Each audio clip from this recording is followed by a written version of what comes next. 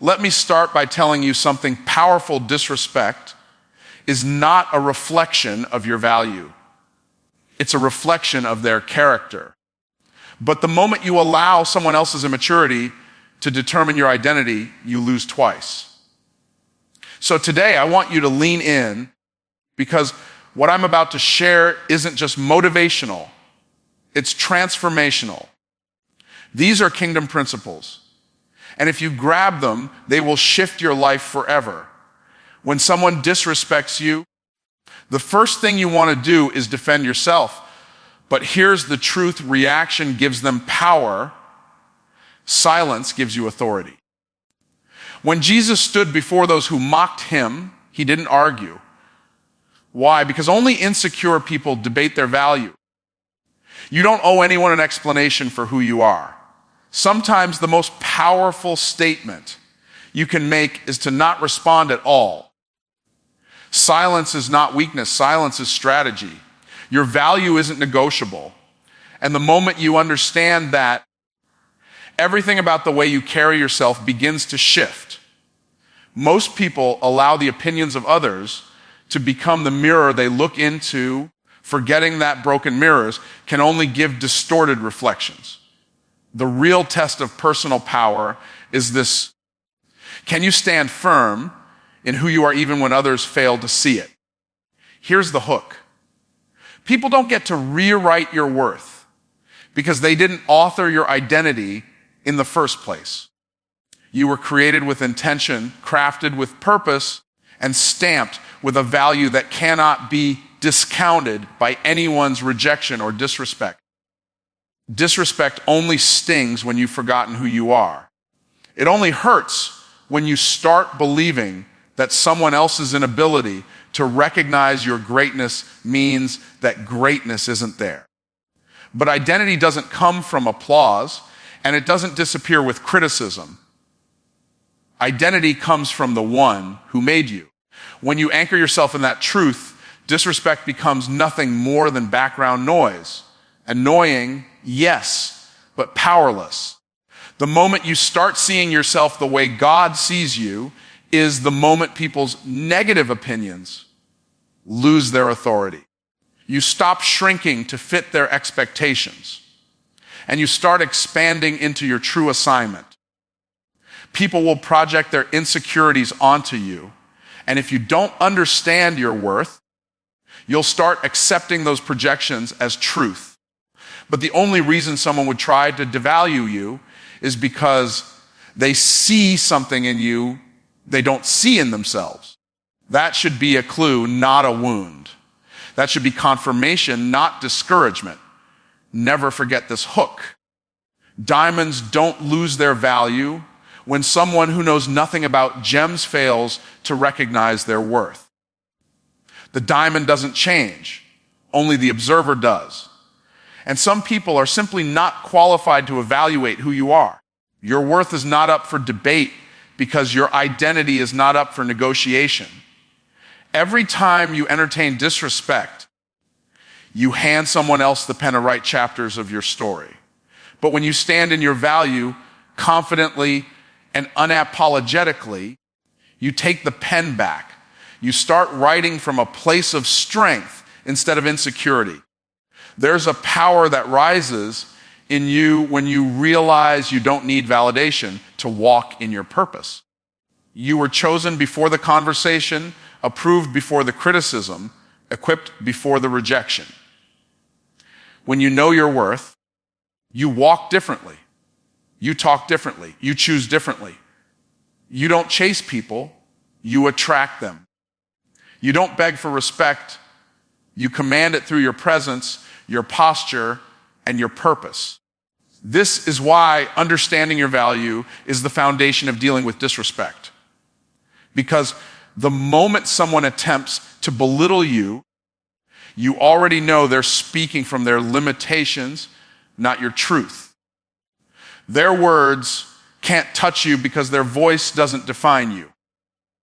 How many times have you allowed someone's careless comment to make you question yourself? How many times have you replayed disrespect in your mind as if it were evidence instead of opinion? Today you break that cycle. You stop giving small people big influence. You stop shrinking because others can't handle your shine. You stop letting the unqualified speak into your destiny. This is your identity we're talking about, not a label, not a nickname, not a temporary mood, your identity. And once you claim it, nobody can take it. Disrespect becomes dangerous only when you take it personally, because the moment you internalize someone else's behavior, you hand them emotional authority over your life. But here's the hook that changes everything. What if the disrespect you're facing isn't an attack against your identity, but a confirmation of your destiny? What if the negativity coming your way is a signal, not that you're weak, but that you're rising?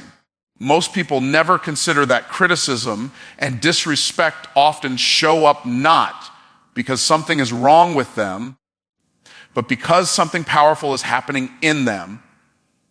The enemy doesn't waste resources attacking what isn't a threat. The pressure you feel is evidence of the potential you carry. When you stop taking disrespect personally, you reclaim your emotional freedom.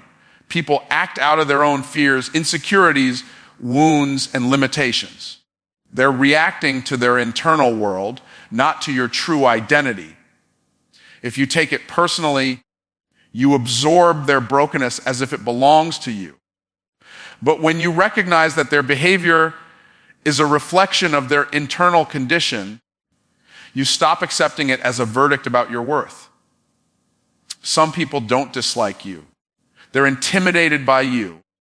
Some people don't disrespect you because you're small, but because your presence exposes how small they feel. That's why elevation attracts irritation. Your growth disrupts their comfort. Think about this. Trees don't shake when small animals climb them. They only shake when the wind is strong. If life is shaking you, it's because you're standing tall. That's confirmation. And every time disrespect shows up, it's an opportunity to see your strength from a new angle. Instead of shrinking, you expand. Instead of questioning yourself, you recognize that the resistance you're facing is connected to the assignment you're carrying. What if the very thing you're complaining about is the same thing God is using to prepare you? That shift in perspective changes conflict into clarity. Taking disrespect personally makes you reactive. Seeing it as confirmation makes you strategic. People will always have opinions, but opinions don't make destinies. If someone is rude, dismissive, or condescending, that is nothing more than a revelation of who they are and a reminder of who you are becoming.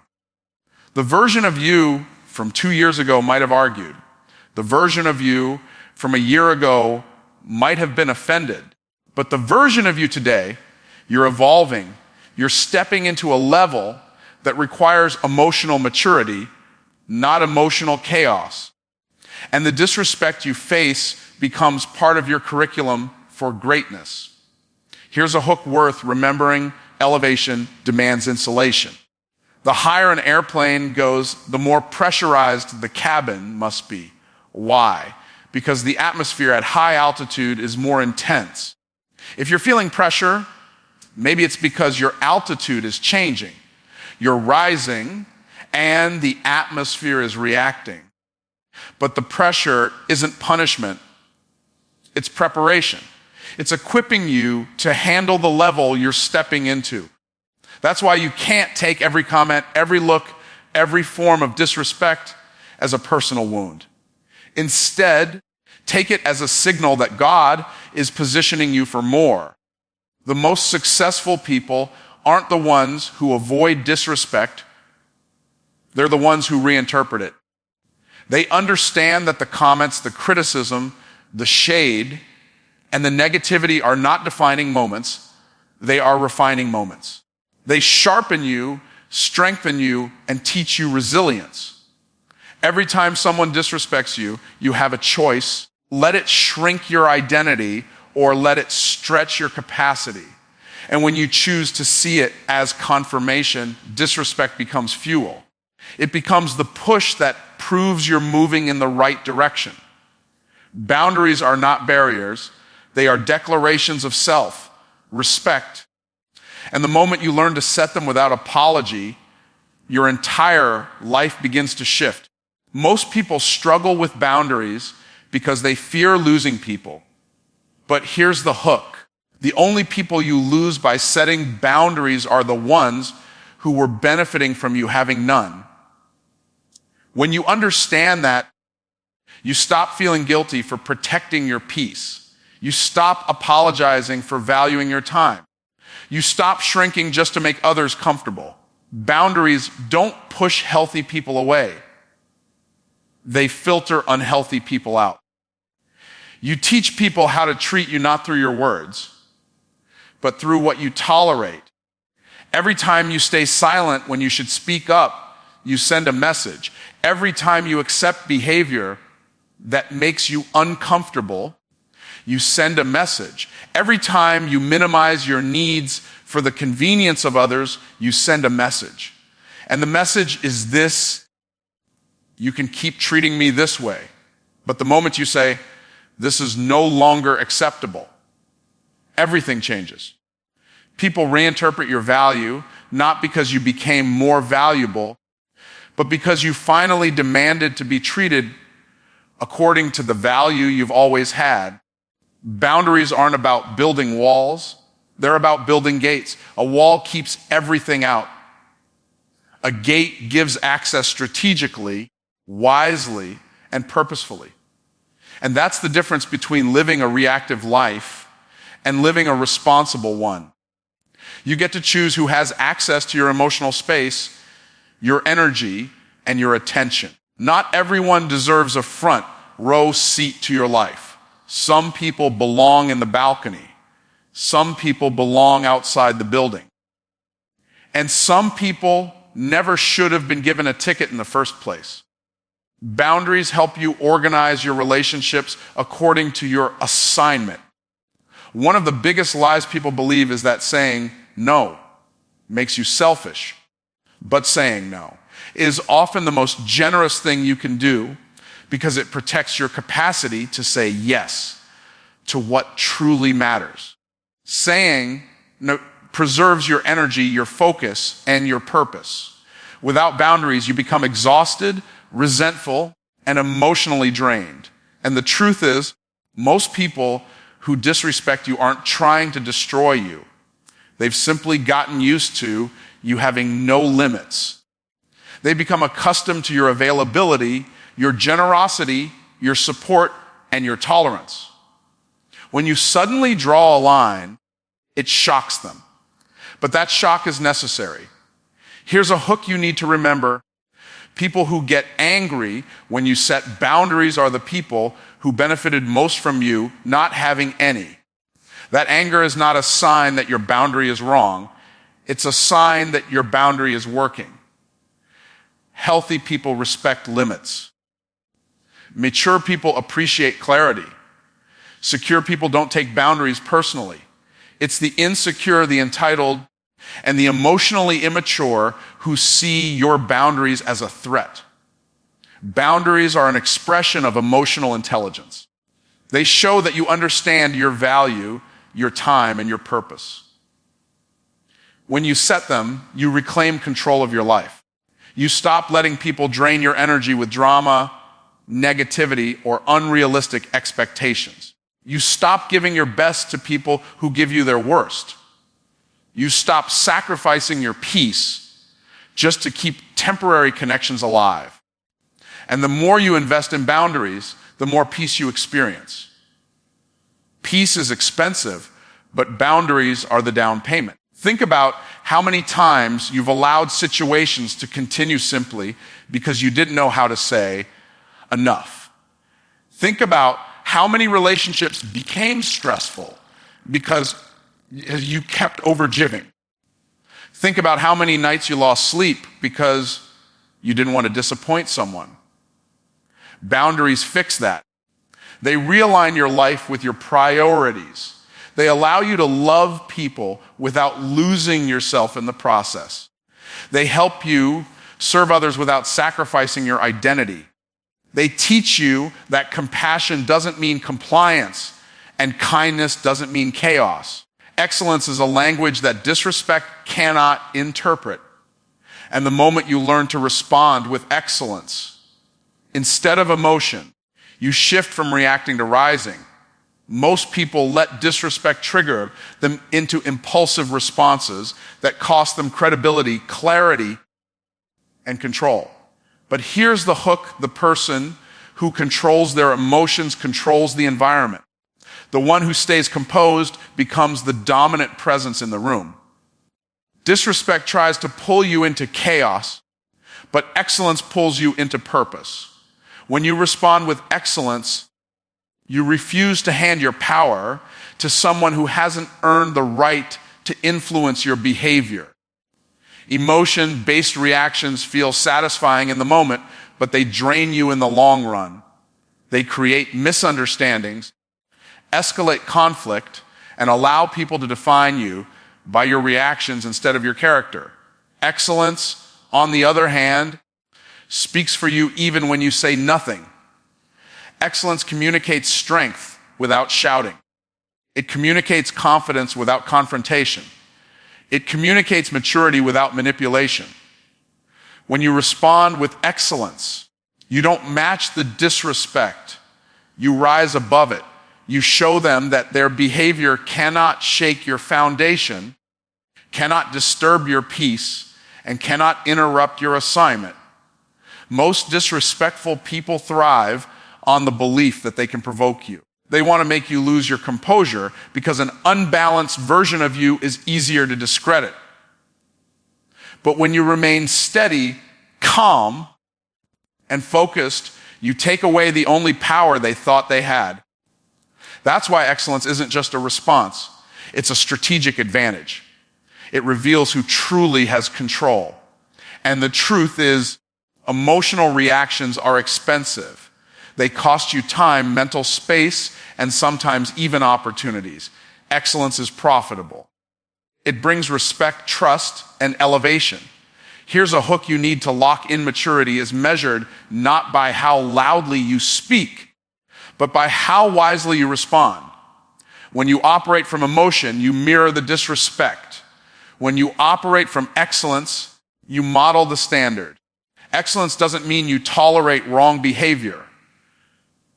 It means you address it from a position of strength instead of insecurity.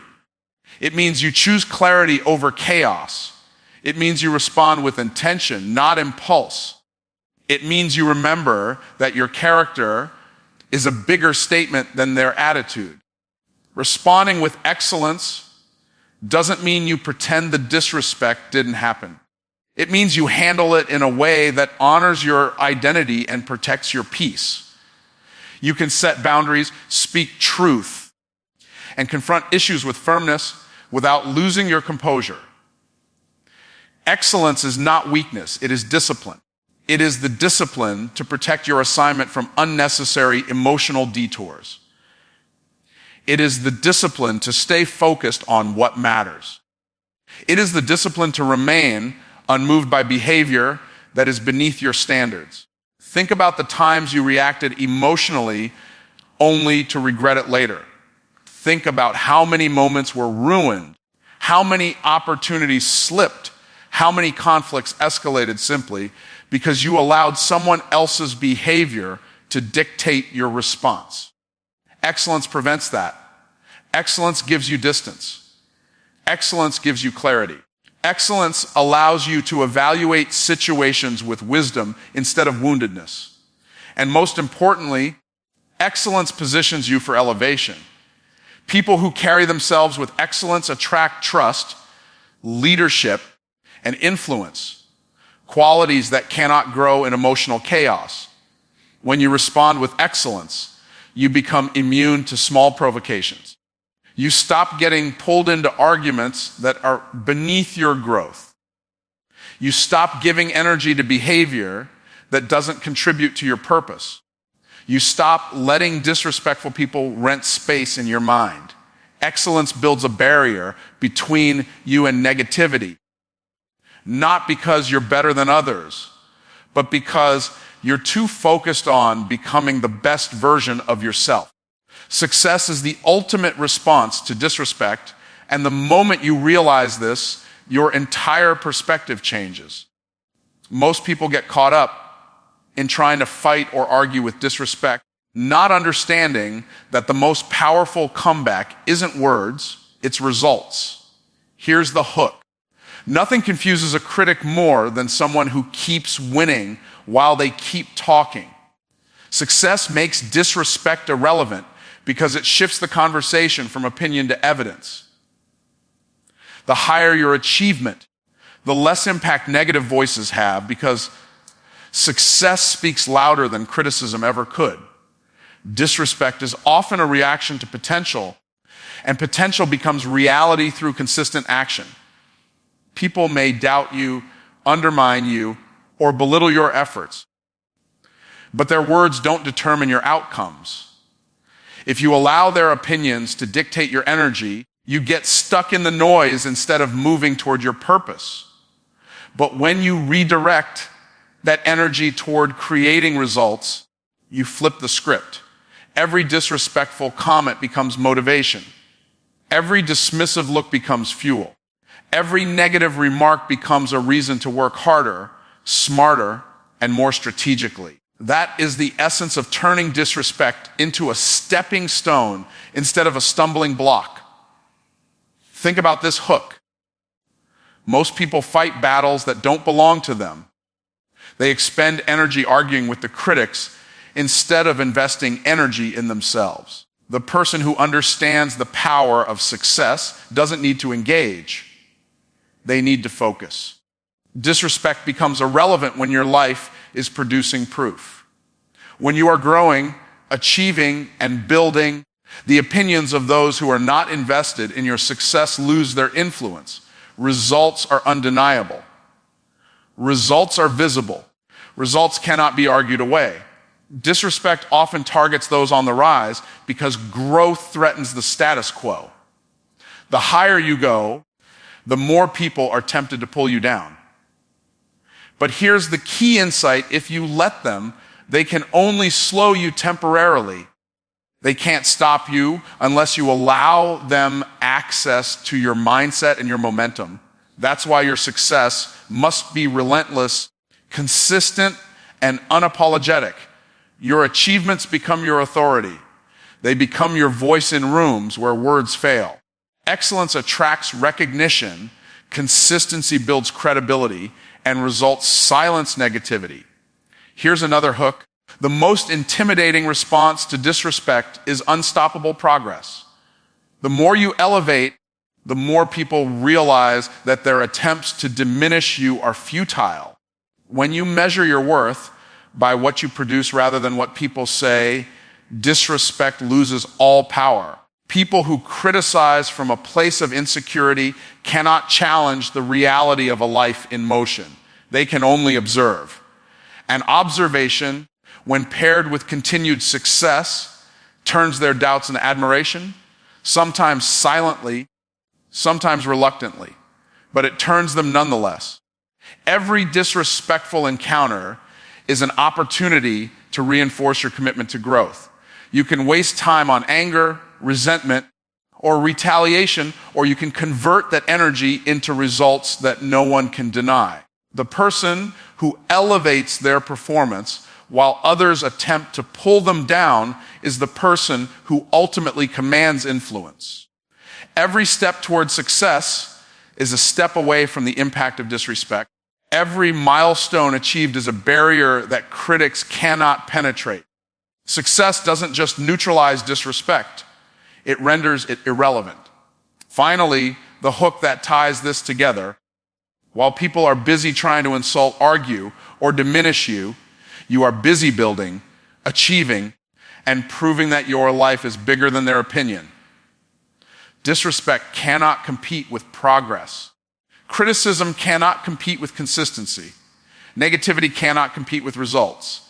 Every achievement you secure, every goal you reach, Every level you climb makes disrespect a footnote in your story rather than a defining chapter. That is why true power lies not in confrontation, but in continued elevation. Focus is the ultimate weapon against disrespect, and the moment you master it, nothing can derail your destiny.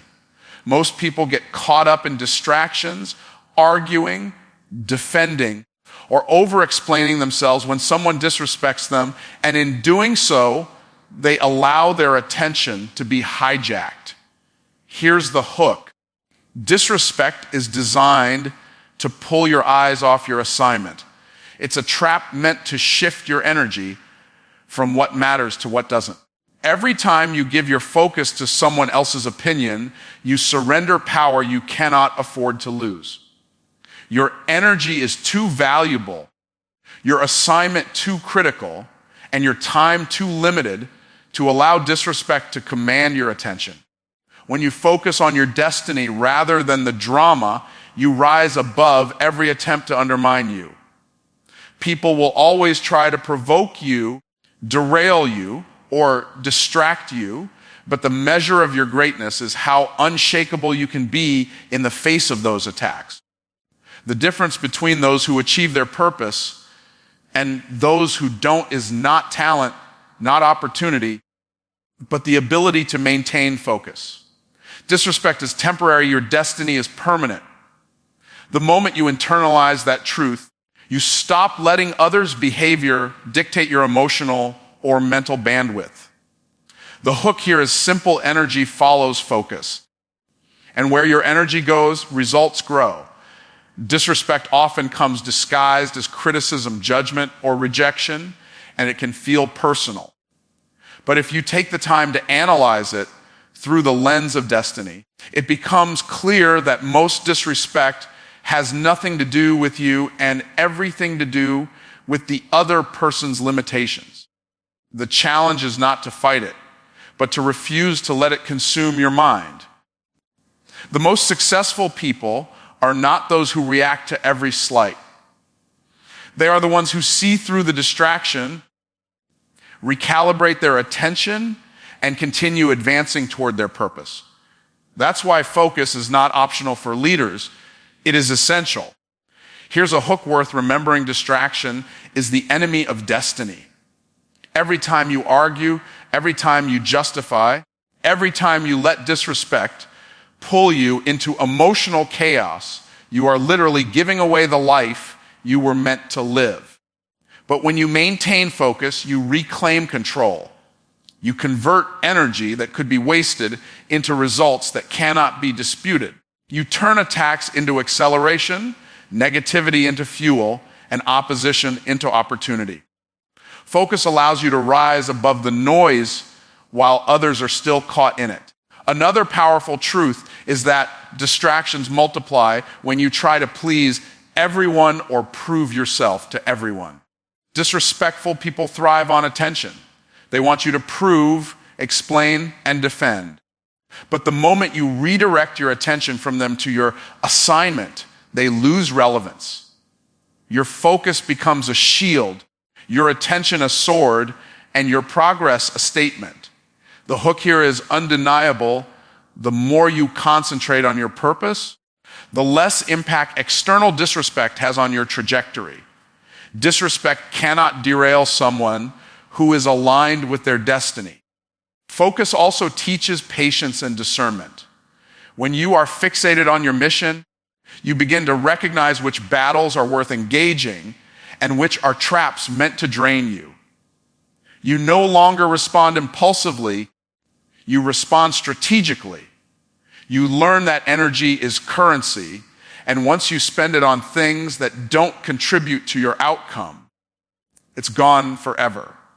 Disrespect becomes nothing more than background noise, a minor irritation that cannot alter your trajectory. Here's another hook: destiny cannot be stolen, but it can be delayed by distraction. The moment you prioritize your purpose over people's opinions, you create unstoppable momentum. You operate at a level where negativity bounces off you like water off a duck's back. You see beyond the temporary discomfort of disrespect and focus exclusively on the permanent reality of your calling. Your attention is a magnet, drawing opportunities, solutions, and breakthroughs directly to you, while the irrelevant stays powerless in the background. The most successful people don't get offended. They get focused. They don't react, they recalibrate. They don't allow disrespect to dictate their day, their mood, or their movement. Instead, they channel that energy into growth, production, and progress. Focus transforms potential distractions into catalysts for advancement. It allows you to navigate the noise of life, the criticism of others, and the occasional disrespect with clarity and precision. The hook is clear. Wherever your focus goes, your life follows. And when your focus is on destiny, disrespect becomes irrelevant. Listen to me, you are too chosen to be shaken, too called to be broken, too anointed to be offended. Don't let someone else's disrespect detour your destiny. You were created for greatness, equipped for victory, and positioned for influence. Walk with confidence. Walk with clarity. Walk with the understanding that God didn't put you here to react to small things. He put you here to steward big things. And remember this final hook. When you know who you are, disrespect doesn't stop you, it strengthens you.